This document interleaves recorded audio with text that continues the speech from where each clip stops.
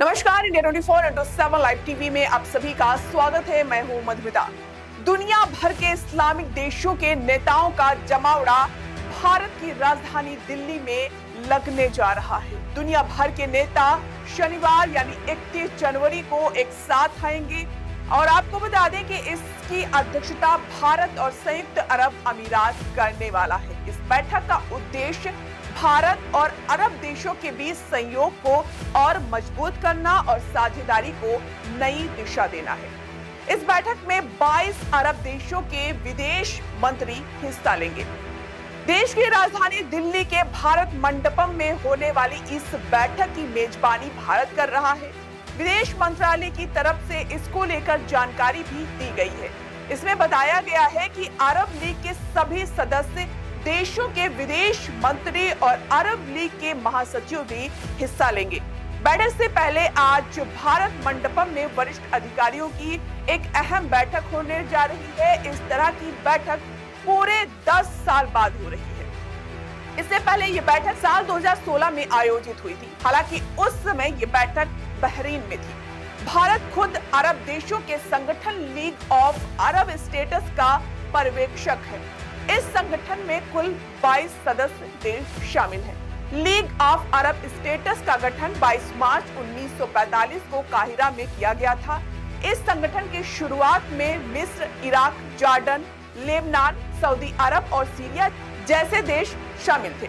उस समय इसकी शुरुआत 7 सदस्यों के साथ हुई थी। मौजूदा समय में इसमें अरब दुनिया के 22 सदस्य देश हैं, जिनमें उत्तरी अफ्रीका और मध्य पूर्व के देश शामिल हैं। सीरिया को फिर से शामिल किया गया है।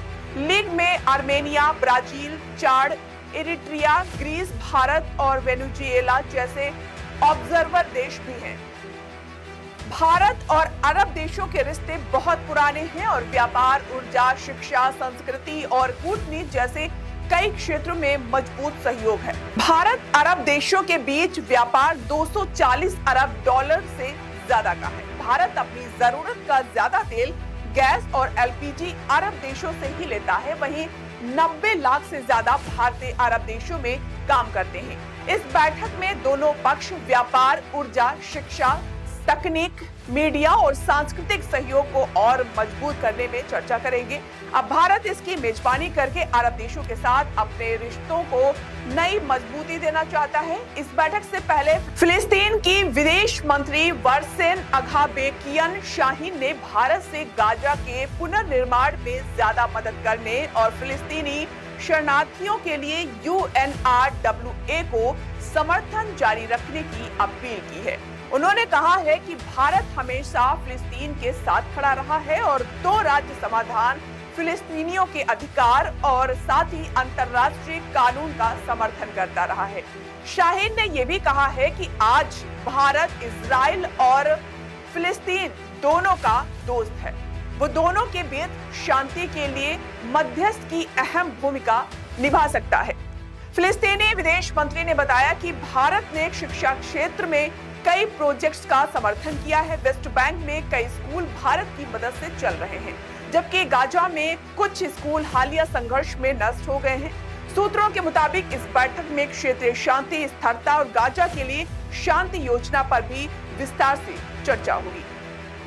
परिषद में सदस्य देशों के विदेश मंत्री शामिल होते हैं। प्रमुख राजनीतिक अंग है और साल में 2 बार मिलती है। प्रत्येक सदस्य के पास एक वोट होता है।